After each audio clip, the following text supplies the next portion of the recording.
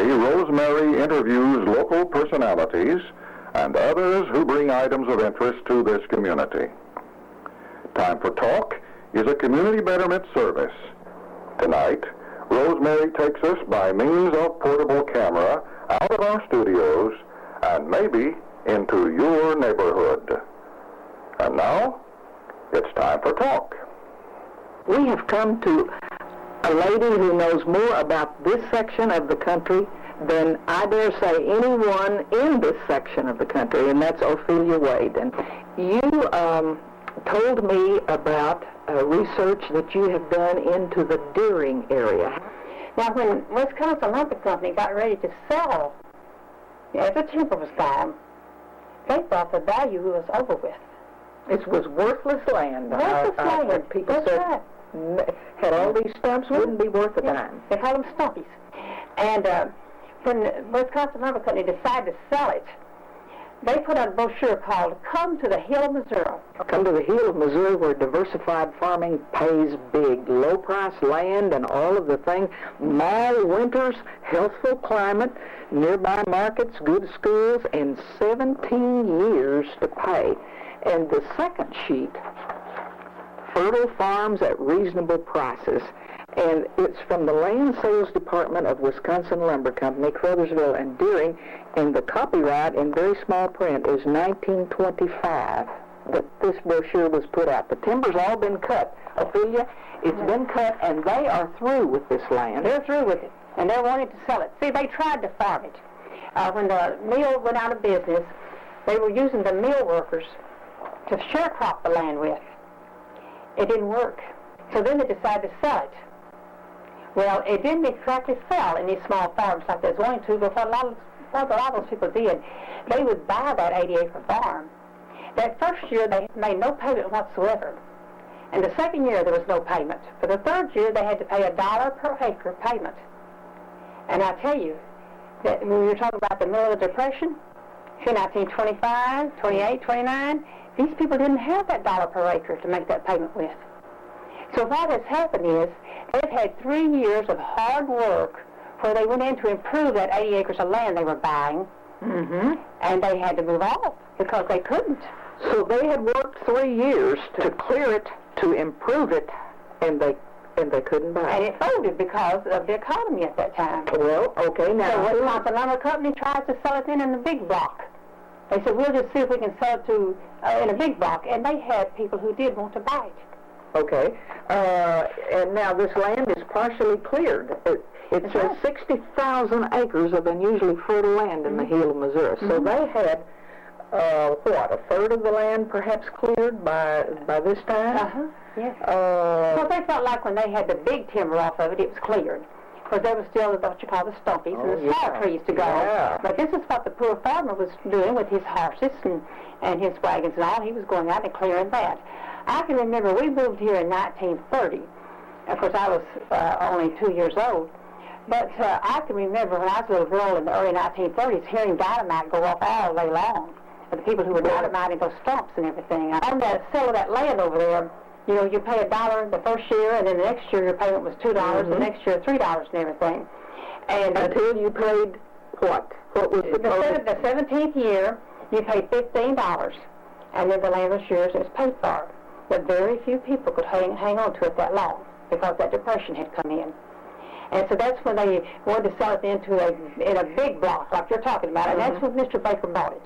He went to Chicago 2 different times, and they couldn't draw up the contract because Wisconsin Lumber Company could not figure out exactly what they had down here. They weren't sure of what they had. And Mr. Baker, he was a very intelligent man, and he told him, he said, if you'll send everybody out of this room but the secretary and me, we'll draw up this contract. So they all left the room and left him with the secretary. And he told the secretary, he said, now I'll tell you what to put in the contract. You're selling me everything you own down there in Kennett County. So that's what it came up with. They called the men back in, and Mr. Baker said, we've got it drawn up. And the man looked at it and says, this is the funniest contract we ever saw. He says, can you live with it? They said, yes. He says, I can too. And the land was sold at that time to Mr. Baker. Okay, and there were no clear survey lines or anything, probably. It was just everything you... Everything that Wisconsin Lumber Company owned in Kennett County. And so he bought all this block of land. That's right. But now this area up in here was not included in it. See, because Wisconsin Lumber Company did not own this area up in here. General American had gotten this for then. Now we can leave Deary and come to Bakerfield if you want. All right, okay. Okay. Of course, Mr. Bakerfield figures into both of them because he was working for a Missouri State Life Insurance Company. And he had all of Buckley County in his jurisdiction for the first year. Then they gave him all of southeast Missouri.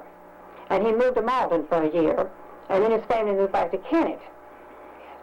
During that time is when he got involved in Deering and got interested in Deering. Now, he told me that the first time he ever saw Deering was he was playing on a baseball team down at Zenith. And they came to Deering to play baseball that day. See, like I said, Deering took care of their employees. They had a ball field and school and everything. Yeah. And he said that's the first time he ever saw it.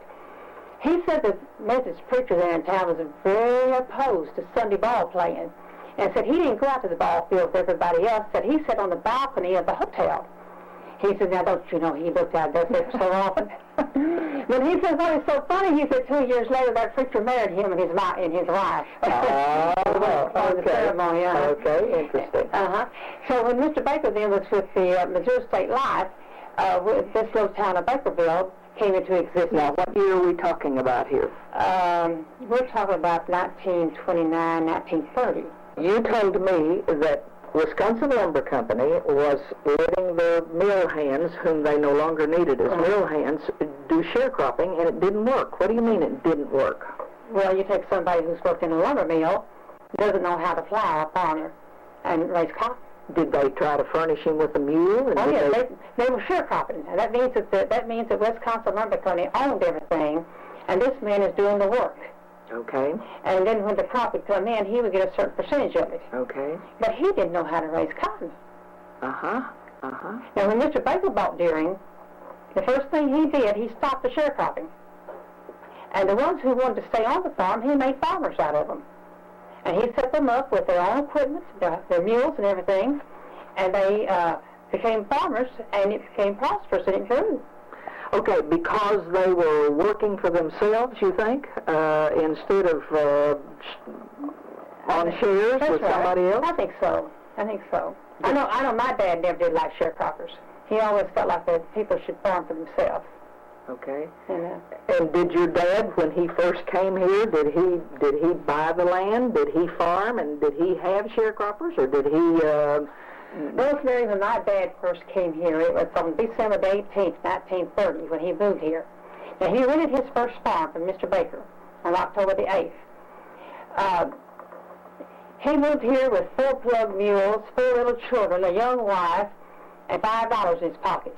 Now, wait a minute. What is a plug mule? I've heard of honest mules, and I've heard of, what's a plug mule? Not a very good one? Not a very good one, that's right.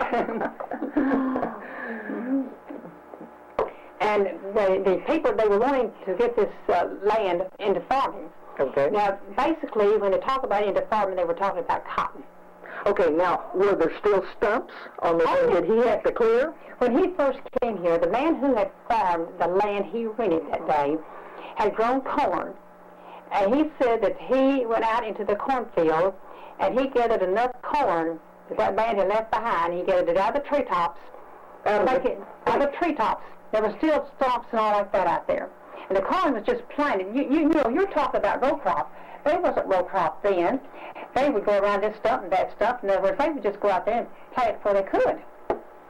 And they were farming with mules, so the mules could go around the stumps. That's right. He went out there and gathered that corn. Now, he plowed with a mule then? Yes, Yeah, he had one man who worked for him, and they each one had a team of mules. And that's the way that he made that first crop, was gathering the corn that the man behind him had left. Okay, all right. And then the people heard about this land, and they kept moving in. And we had people move here from Alabama and Tennessee, I guess, supplied us with more of our early farmers that came in. They would farm it for a few years, and then they'd leave. This was black gumbo. And this wasn't anything like they had known back in the hills. And they just couldn't adapt to it. He did not have a problem with drainage at this point in the 30s? Did his land... Yeah. Well, in other words, the drainage ditches had been dug at that time. Okay. And you had your drainage problem. But they had some road graders. They had these big plows that the mules would pull that would drain the water back off of the land, and the crops would come back out again. Okay, so you don't remember that drainage was such a big problem to It's always been a problem. It will always be a problem for us out here. First years he came, he used mules. Do you remember the year he might have gotten a tractor? Oh, I can't remember exactly the year, but you know, like we talked about, Wisconsin Lumber Company was part of International Harvester. Okay, Mr. Baker set up his business of selling the International Harvester equipment over at Deering, and a little lean-to that he built against the store over there.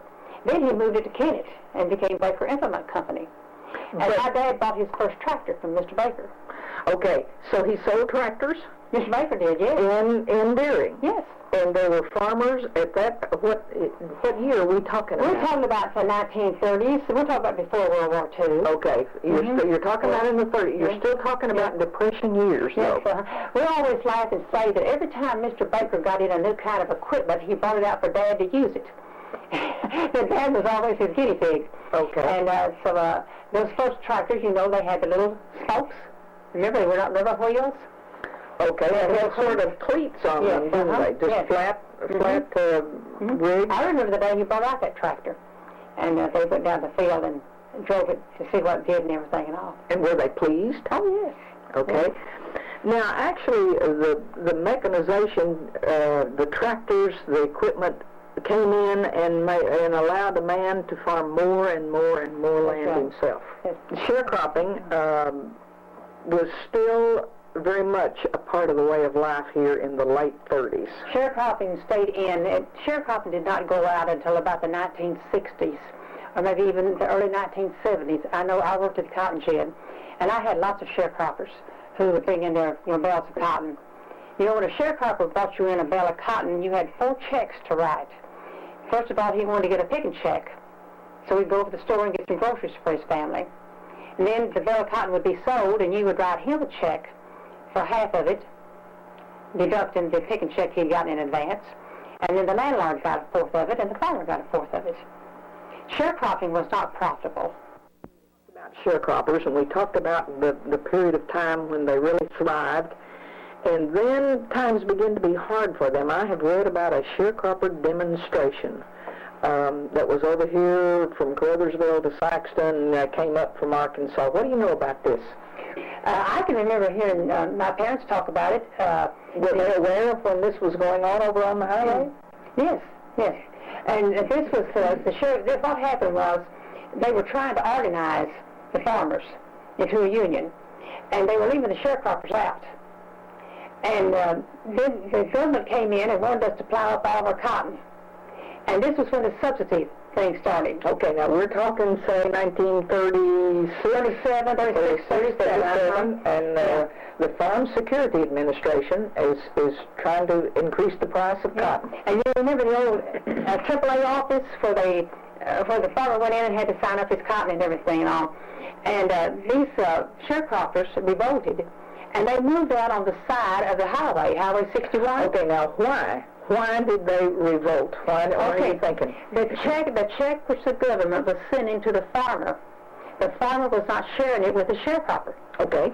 The farmer was supposed to, what kind of check was this? What was this check for? You know, that's before I really got involved in business, but it was for plowing up the cotton or not growing the cotton. You know, they also had them destroying their pigs. Similar to layout today. That's right, similar to layout today. And then, so they revolted. Now, there was a man from the city who came down and organized them. And they revolted, and they moved out on the side of Highway 61 until they were forced, to leave there and all. This took place all the way through Arkansas and into Missouri, all the way to Saxton, and then on out east of Saxton to a place called Arena. And they had these farmers living by the side of the road. Okay. We have gone into the Daily Duncan Democrat and have tried to look back through the papers and the files, and we do not find any record at all of this demonstration, of the sharecroppers' protests or anything? Did it not bother you? Yeah, it didn't bother us out in this area because we were not involved that much. This was, you see, like you talked about a while ago, we had these two high ridges down here in this area. The high ridge over in Duncan County and the one in Penobscot County. Well, this was the people who had their land settled and were established and all. Out in here, we were still grasping at straws during that period of time. Okay, those were people who lived on big plantations and had big land settled, and they had many more sharecroppers than we had. Well, now, see, it's amazing, a lot of people don't realize this. As close as we are to Arkansas, Arkansas had a lot of their farming set up on the plantation system. Now, when you say set up on a plantation system, what do you mean? Well, down in Wilson, Arkansas, Mr. Lee Wilson, he had all those thousands of acres of land in there on a plantation system. And they had sharecroppers. And in this area, we did not have the plantation system that much. Now, Deering was a little plantation, but other than that, you had more as individual farmers. Okay, now when you say plantation system, are you talking about a system that's self-contained? That's right. You're calling Deering a plantation system? Yes, because Deering was self-contained. You could live in Deering and never leave town unless you just wanted to. Wilson, Arkansas was that way. You have been watching Time for Talk.